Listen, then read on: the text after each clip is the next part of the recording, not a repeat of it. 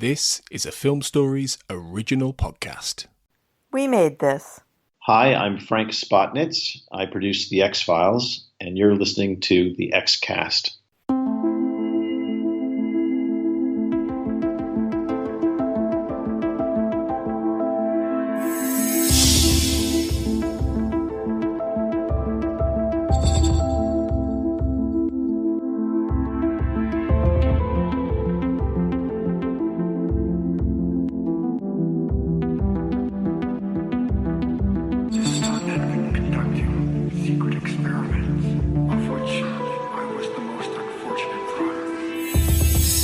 Hello everyone and welcome to the X-Cast. The truth is in here.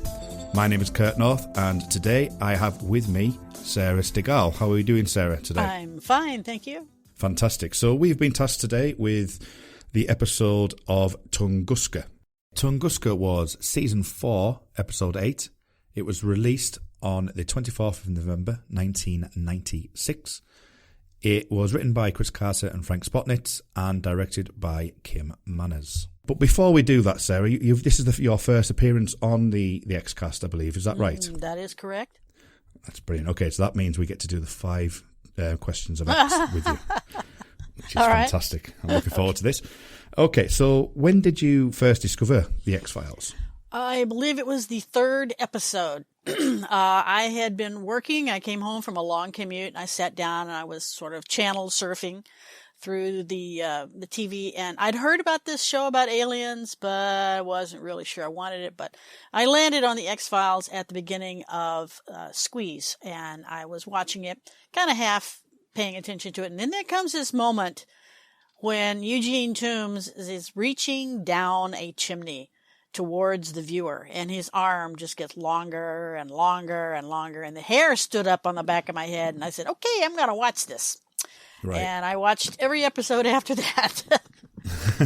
So really quite early then. So it's season 1. So that's absolutely. I didn't catch it to sort of the end of part of end of season 1, but then season 2 was kind of where I kicked off from. Right. Well, I couldn't get away from it, and it mushroomed from there into reviews and books and everything else. I mean, it completely changed my life, that one show. It's amazing how many people have said that it has such an impact on their lives. What is your favourite episode? I'm going to go back to Squeeze, either Squeeze or Ice. I like Squeeze because Eugene Toombs is just such a weird, off-the-wall villain. I mean, I'm not even sure he's a human being, able to hibernate for 90 years. And then on Ice, we get that whole frozen alien in Antarctica thing, which actually comes back. It refers back to Tunguska and Terma. I mean, we've still got that alien they mention the alien in the Antarctic in that episode. So, we very early in the series, we get this alien invasion of Earth conspiracy set up, going strong. Okay, and with Squeeze being your favourite episode, and you were mentioning obviously Terma and Tunguska. You mentioned those 2 episodes, and obviously Ice, and it links back in. Were you particularly focused on the mythology side of the run itself as well, or did you consider yourself more of a Monster of the Week person? I'm definitely Monster of the Week person. I like the free floating episodes that don't tie into something else. I also think the mythology episodes, the whole arc, got incredibly tangled. Since the X-Files never had a Bible, it was hard for people to keep up with the show. It was hard for fans to keep up with the show, and inevitably it wound up tripping on itself. So I'm very much in favor of the Monster of the Week episodes, which is not to say I don't enjoy the mythology episodes, but artistically speaking, I think the standalone episodes were better. What would you consider your favorite season? My favorite season is probably 3, because that's when the crew that really made this show was all together. You had Chris, you had Spotnitz, you had the directors, you had David Nutter and Rob Bowman and Kim Manners, you had the fantastic writers. You finally had the fan base going. Season 3 is when the ratings really took off, and Fox started giving him money to produce real episodes.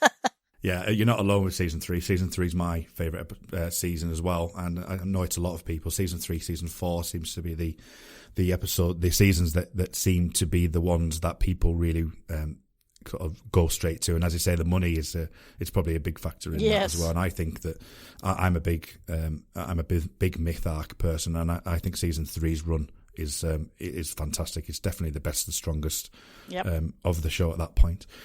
What about your favourite character? It could be Dana Scully, it could be Fox Mulder, it could be you've already mentioned him, it could be our good Eugene Victor Toombs. Who would you consider to be your favourite character? Well, I hadn't considered Toombs. I think he's my favourite villain. Part of the fact is that Doug Hutchison himself is a pretty weird character, the guy who plays Toombs. But I'm going to be real conventional here and say probably Mulder is my favorite character.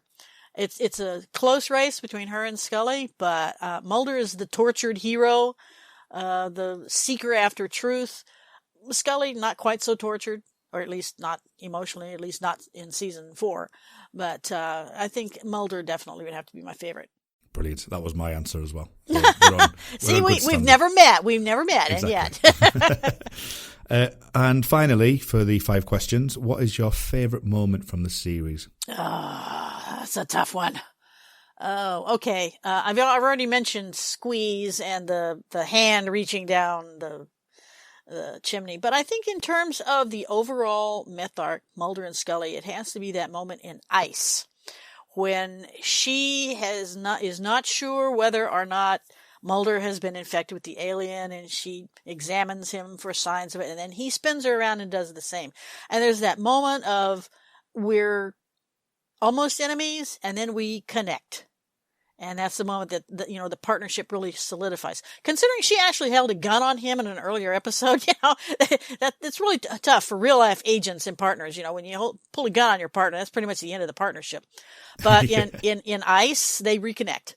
And that moment, I think, that moment of mutual examination, I think, is what really reconnects them. Excellent, and I think that's a particularly good shipper moment, isn't it? Yeah, people relate to that. I've seen that several times online. Oh, are we going to get into the shipping wars? No, we're not. Thank you. That's the one and only mention of it. It's not happening again.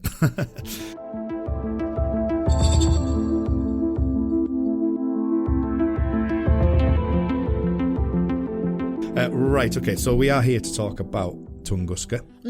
As I say, season 4, episode 8. It received 8.8 on IMDb, and that was from 2,488 people. What are your thoughts on, general thoughts on Tunguska as an episode, and what do you think of that rating? I know IMDb does skew things quite a bit, but what are your thoughts on Tunguska in general? Well, let's start by saying you have to consider Tunguska in conjunction with its partner, Terma. That it's part 1 of a 2-parter, so Tunguska and Terma are parts 1 and 2 of a single story, which is why I reviewed them as one. But I gave Tunguska 5 sunflower seeds out of 5, and I gave Terma 3 for an average of 8 for the whole mytharc. I thought Tunguska was well done. It was a surprise to me to see how they opened up the mytharc to outside the United States. I mean, we go from Russia to the United States to Canada. Oh, God help us, Canada. We go to, all over the world in this one, whereas previously the whole mythology series had been pretty much confined to the United States.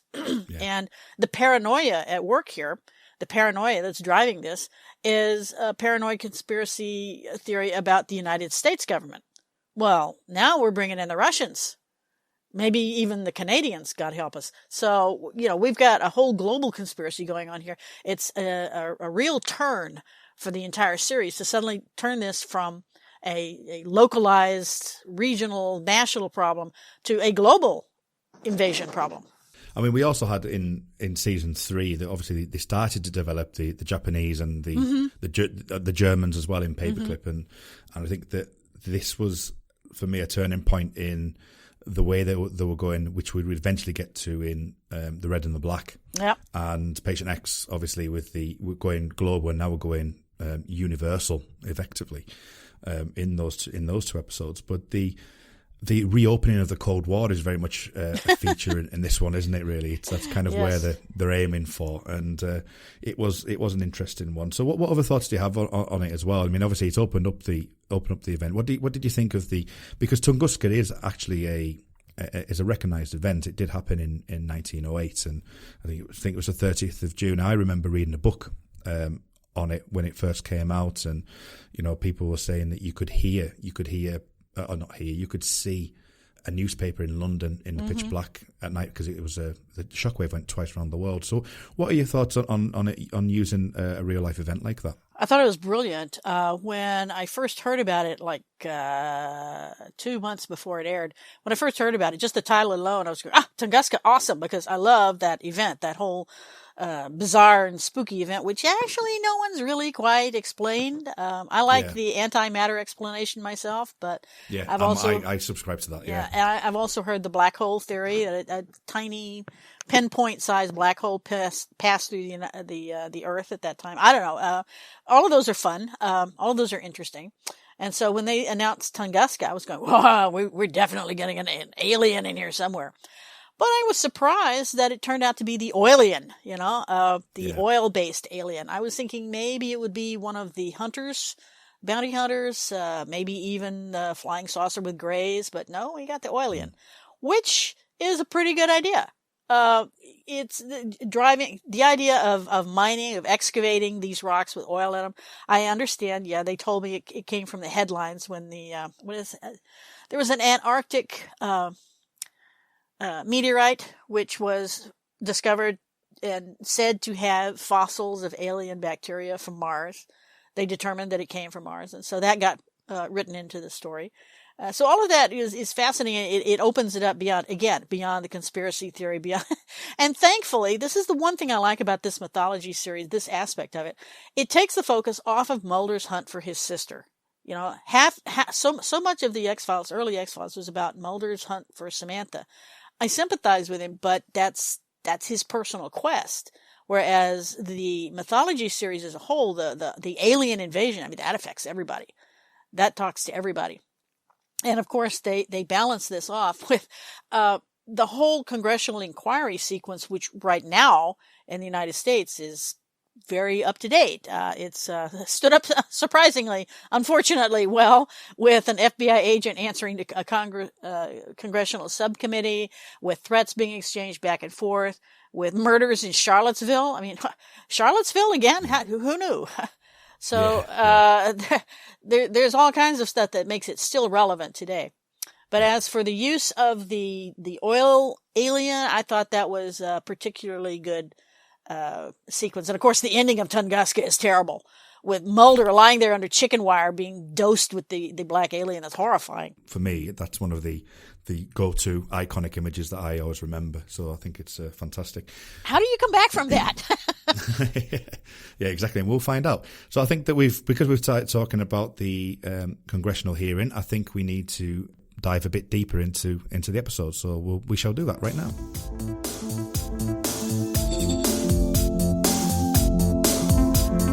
So we start with the cold open. You mentioned there just before we came into this part that it's obviously very relevant nowadays. Mm-hmm. What did you think of the cold open in general? Obviously, we get the Senate Select Subcommittee on Intelligence and Terrorism. Well, my first thought was, God help a Republican Congress that tries to interrogate Dana Scully. That would be a show worth watching. It would. And it does look eerily familiar. I mean, you talk about you're ripped from the headlines. But I also was a little surprised that Chris Carter went there, because a congressional hearing by default is going to be very public. It's going to be exposing some of the stuff in the X-Files that Chris talked about how he didn't want to expose. He often said he wanted the X-Files to be Mulder and Scully's problem. To expose it to the world, to globalize it, would make it less personal, less secretive, and less effective. So here he is. Scully is about to dump the X-Files on Congress, as if Congress doesn't already know. But the effect of that would be to inform the ordinary American, the ordinary person, that there's something going on here. There's something going on behind the scenes that we don't know about. Aliens are here. Yeah, and the thing about this as well is obviously it's we go 10 days earlier, straight after the event, so we do wait quite some time to get back to that episode, back to that time frame. So the title credits roll, and we do go 10 days early. We come to Honolulu Airport, and we have the random check of the government agent.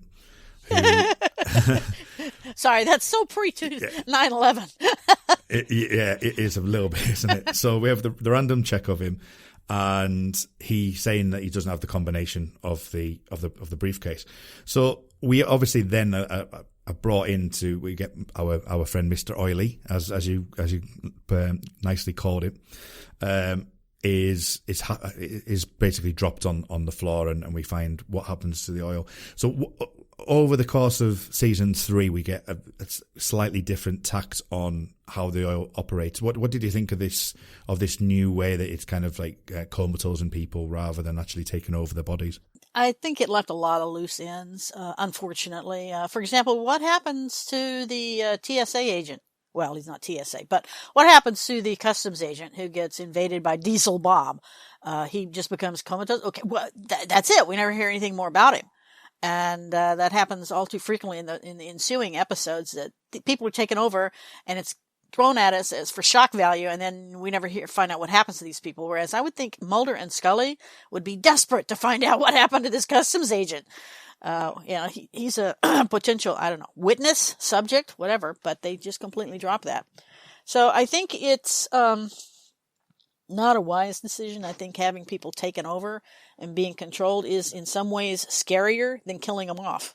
The comatose state. I mean, I always, in my head, kind of think that, there isn't enough of the sentient life form. That's the way I've just gone, right. That's what I'll do in my head, kind of. It's effectively, there's not enough of it, so it can only just basically incapacitate the person. Mm-hmm. So we move into Flushing, Queens, New York at 3:07 a.m. So it's like in the dead of night, and we get Mulder talking about the series of receipts that he's been receiving, and he's received 2 new receipts recently, and there was various different things being bought which could make a bomb in particular, and they mentioned the Oklahoma City bombing during that scene as well.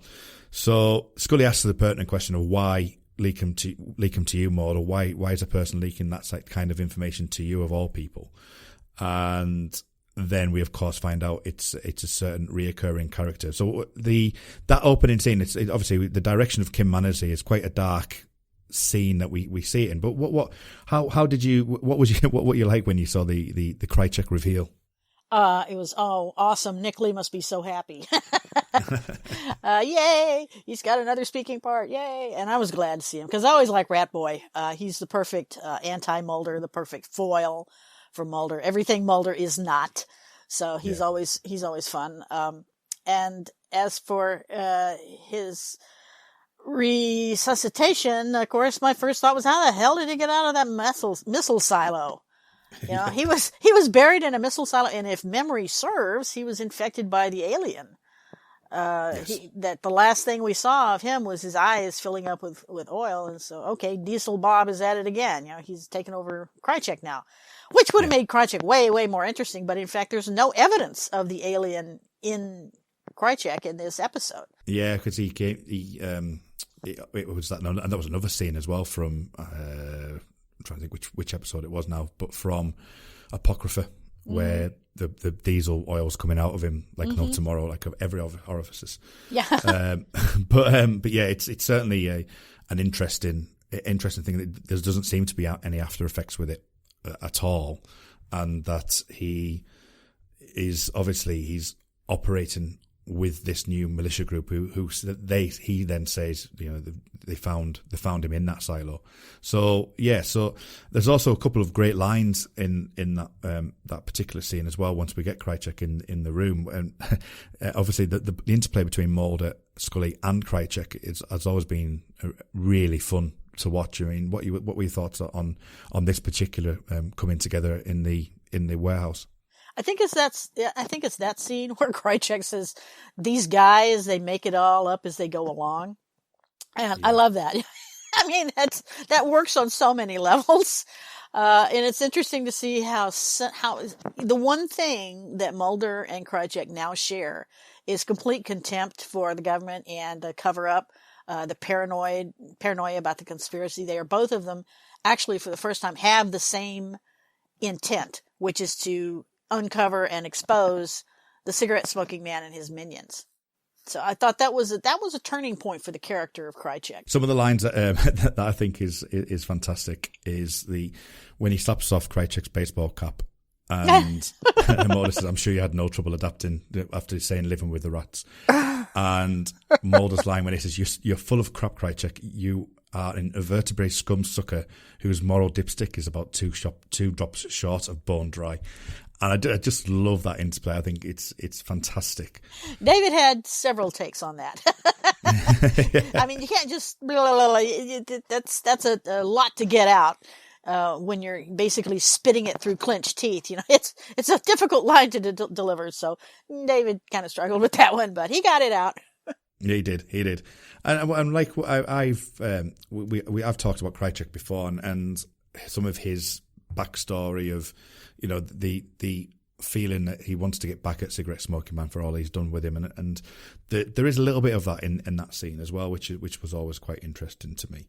So moving on from that scene, we then get another fantastic Krychek moment when he's brought to Skinner's apartment, and we get a bit of payback. We get a bit of Skinner. I remember the reaction of that scene. Shirtless Mitch Pileggi and the whole internet had a meltdown. But yes. That was hi Krychek, boom, you know, right to the gut. That was kind of ow.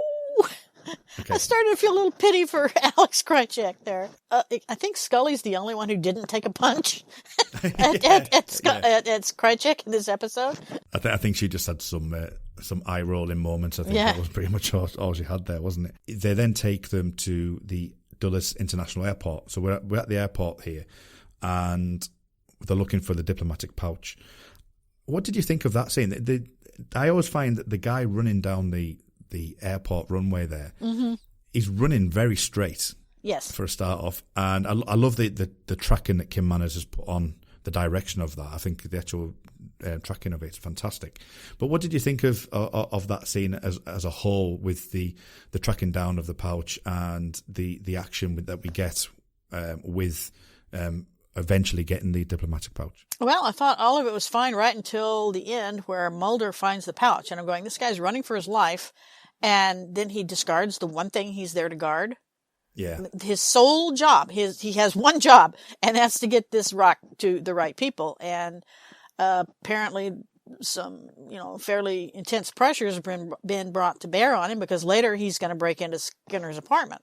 But at the first opposition, he's actually gotten ahead of Mulder. He's gotten through the doors. He's almost gotten away from Mulder, and he tosses the bag. And I'm going, no, I'm having trouble with that. I'm having trouble with that little story turn there. Yeah. But it does get us to the point where obviously we do have the rock and another classic line with Charlie Brown, the Charlie Brown line. I said, what did you get for Halloween, Charlie Brown? I know.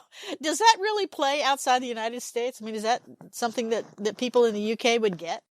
I had to look it up. I did watch Charlie Brown as a kid. I remember looking it up for a previous episode of the X-Cast, but I do remember watching Charlie Brown as a kid, so it will have been on here, but it wasn't in my psyche to look at it. And over previous viewings, it did go over my head until recently, and I've watched the YouTube video now. So yes, it does. It is a great line. It is I got a rock. It's a classic. I got a rock. I grew up with that cartoon, so I got it immediately. After we leave Skinner's apartment, obviously with Krychek being put on the roof, we then go to the NASA Goddard Space Center, and we get Dr. Sachs, who basically says that this rock could quite possibly be from Mars. So we've got NASA involved now, and they are obviously wanting very much to to look into what we actually have on this diplomatic pouch, and we're left at that point. So that's just setting up a seed for that point. So, but then we get a Skinner and Smoking Man discussion, right? The walk and talk, the walk and talk. So we get a bit more on. Obviously, Skinner's had his dealings with Smoking Man over the past few seasons, and season 3 especially. We're getting a new kind of dynamic with this, and how did you think it played out? Unbelievably. At this point, and I've always had a problem with Skinner because Skinner as a character behaves one way in one episode and another way in another episode, depending on the needs of the plot, rather than depending on the integrity of the character. So his character frequently gets manipulated in the service of the plot. And this is one of those where I'm going, if this was Skinner acting in character, first time he saw the Smoking Man, he'd punch him out. Like he did Krychek. I mean, if he's going to punch Krychek, what's he going to do to the Smoking Man, So that would be great to see that. Oh, yeah. But his restraint in this moment, okay, he is a grown-up and they are on the street and he is a professional, so maybe he's not going to punch out the Smoking Man. But he also kind of accepts whatever the Smoking Man says without much reaction. And I think what was supposed to happen there is we're supposed to think, okay, Skinner hears him, but doesn't necessarily believe him. I don't think that really came across. Okay. There's lines like, be advised as a friend, isn't there? There's those type of lines that I'm advised as a friend, which is the kind of the link there, really. And we're on the balcony. I think Krychek looks the best he could possibly look at this point. But then Mulder, for some reason, says he's got a stupid-ass haircut, which I totally disagree with. I don't know. Was that Mulder or was that David? It's one of those things where I'm wondering how much input David had into the script there. Kind of needling Nick Lee. And also because he was getting a little bit of heat on the internet for his haircut, which of course David has no control over. That's, strictly the costume department, or makeup department. But, that's the best you've ever looked. That's sort of needling.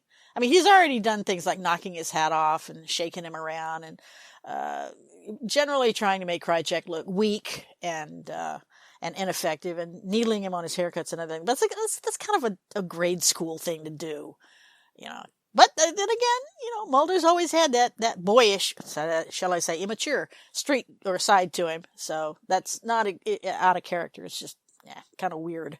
Yeah, and speaking of character traits, just before that scene as well, we get another version of Scully basically saying how far can she follow Mulder, which is just which we've heard before, we've seen before.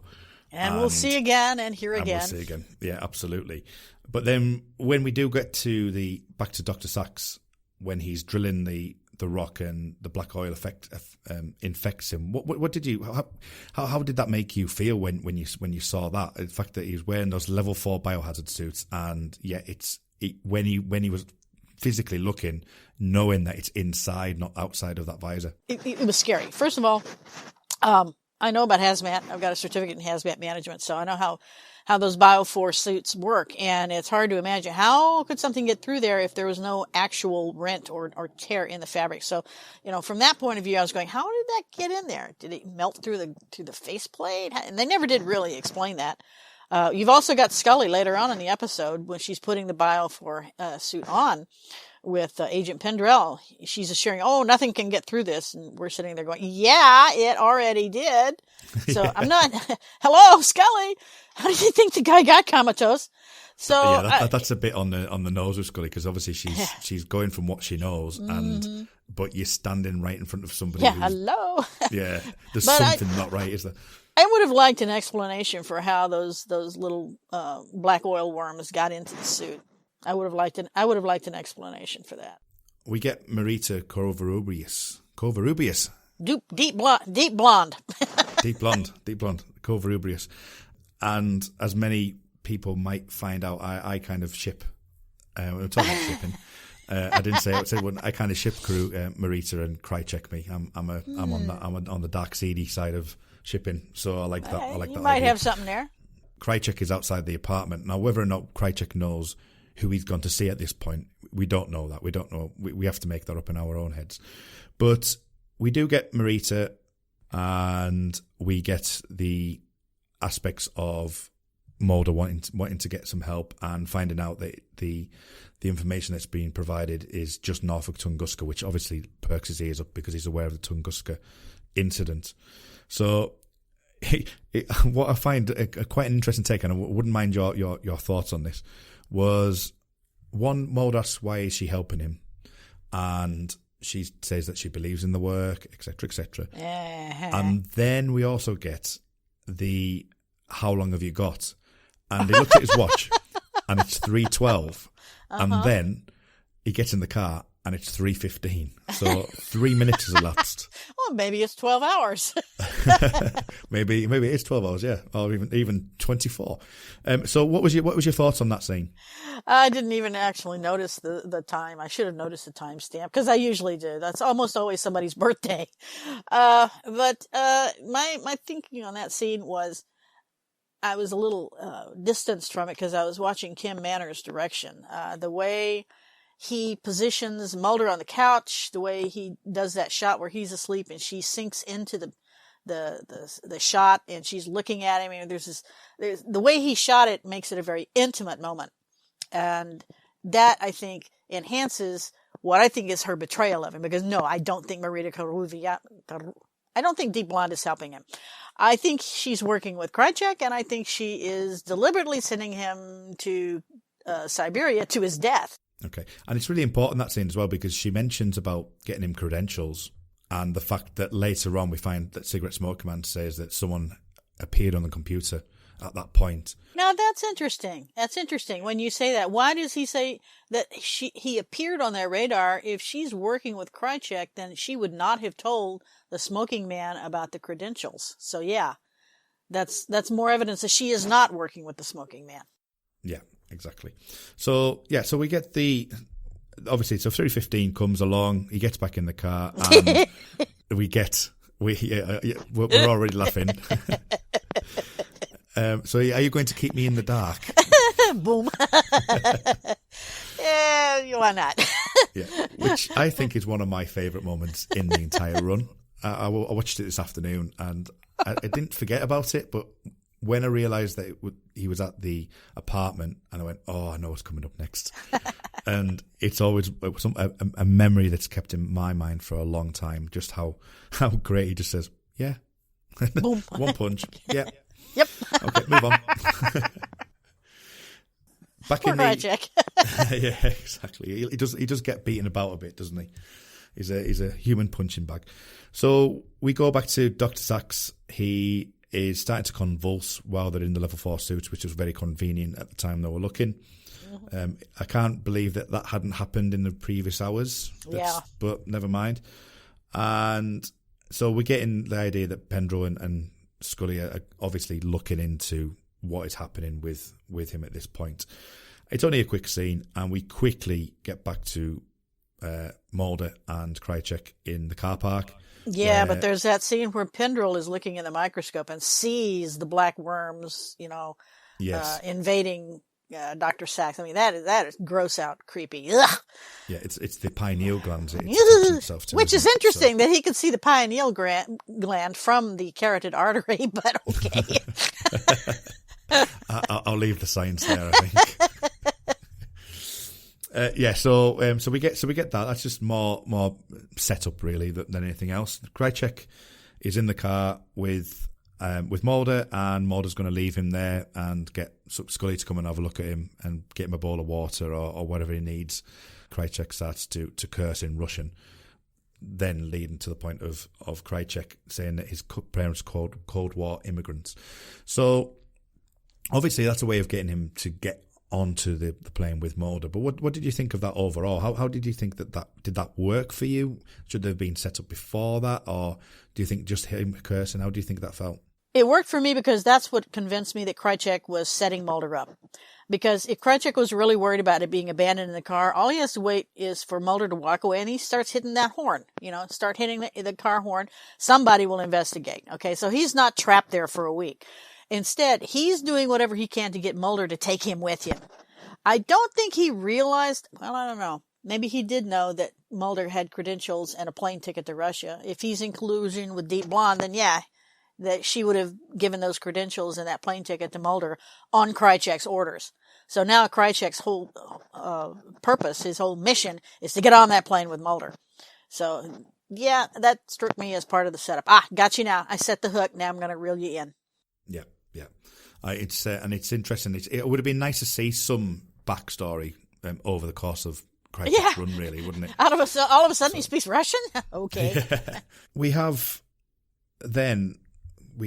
obviously we go to Russia. We have an introduction of which we don't quite know yet, but of the doctor with well-manicured man, where we're at the ranch, and we get the beginnings of that, which is going to creep more into Terma when we get into Terma next, because we are discussing Terma next.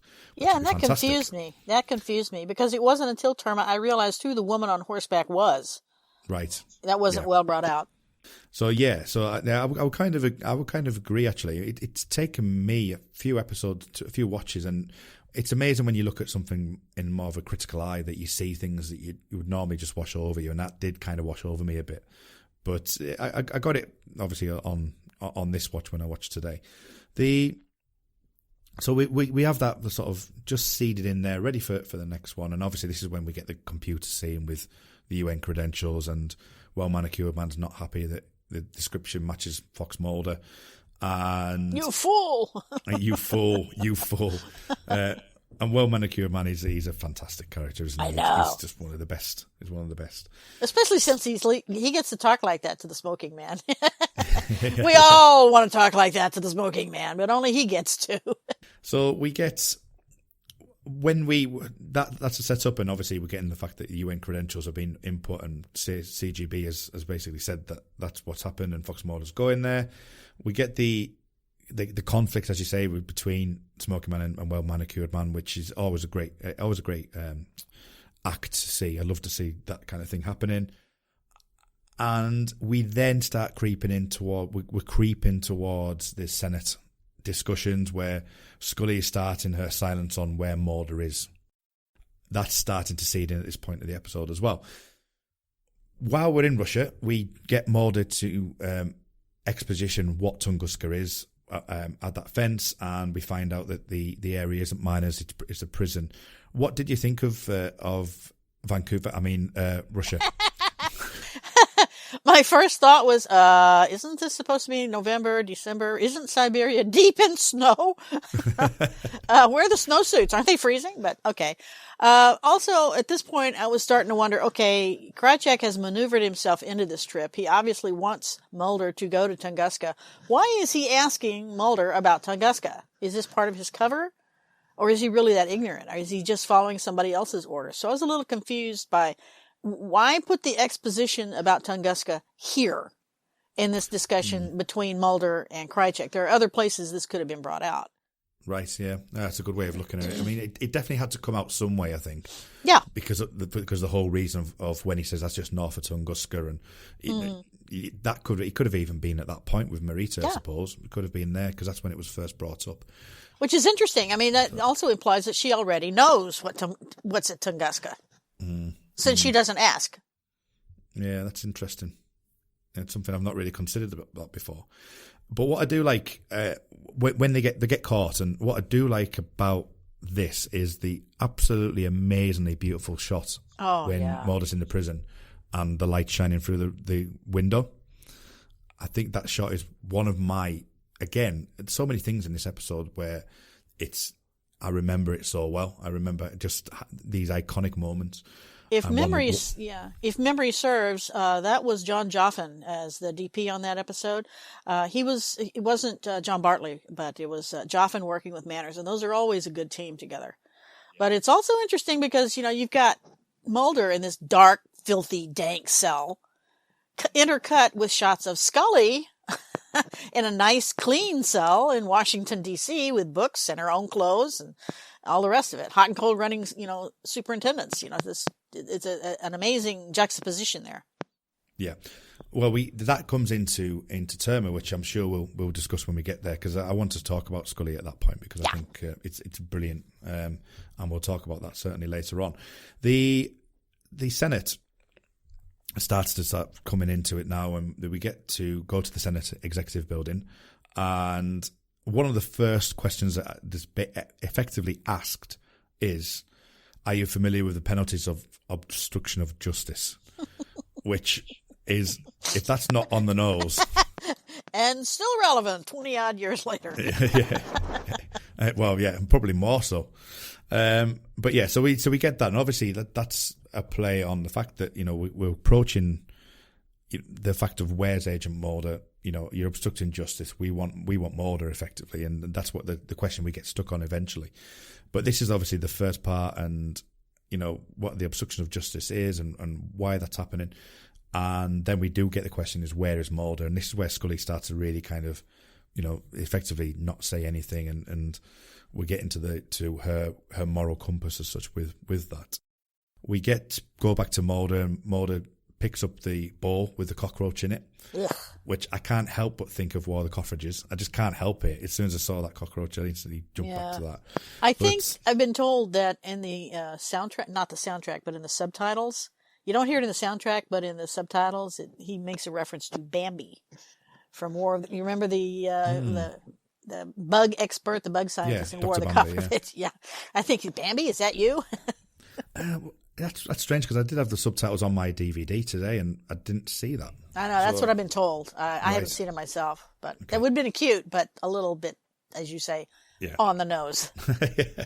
But what I do actually like about that cockroach scene, it's a lovely bit of direction, I think, is that it's a way of building up and ramping up, not the tension as such, but ramping up to when the soldiers enter. You get in a moment where they throw the ball, we get the clatter from, obviously, the sound design on that, and then the soldiers come through. And I think that was a brilliant way of quickly escalating that feeling. You get the as you've so politely put it, to these soldiers coming in and not knowing what happens.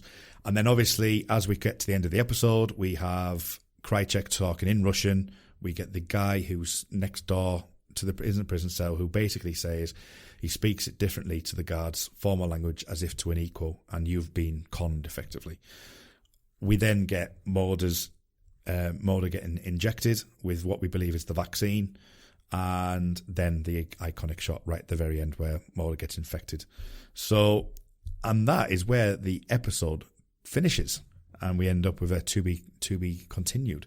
So, what were your thoughts on the whole Krycek talking to the Russian guards, the cockroach scene, and the eventual scene at the end as well? Because the scene at the end is quite interesting, because you obviously hear things before you actually see them. So what were your thoughts on that? Okay, first of all, Krycek talking to the guards. My first question was, why didn't the prisoner next door tell Mulder what Krycek said? It's one thing to say his tone of voice is such and such, his syntax is such and such. But okay, fine. What did he say? If he is saying, this guy next to me, I'm not with him. He's I'm with you guys. That's more important than the syntax. So that's kind of it's kind of reader cheating there. This is a case of where the X-Files sometimes will do things in the service of the plot rather than what normal people would do. Normal people would say, well, he told the guards, he just flipped on you. He told the guards you're an agent, a spy, whatever. So that was kind of disconcerting. But yes, I totally agree with you. Hearing the men screaming as the valves are opened over their mouths is terrible. I don't know, but what the silence that follows it is even more terrible. Yeah. Because you hear them screaming, and then you hear the screams die away, and you're going, oh my God, are they dead? Are they taking over? What's going to happen to Mulder?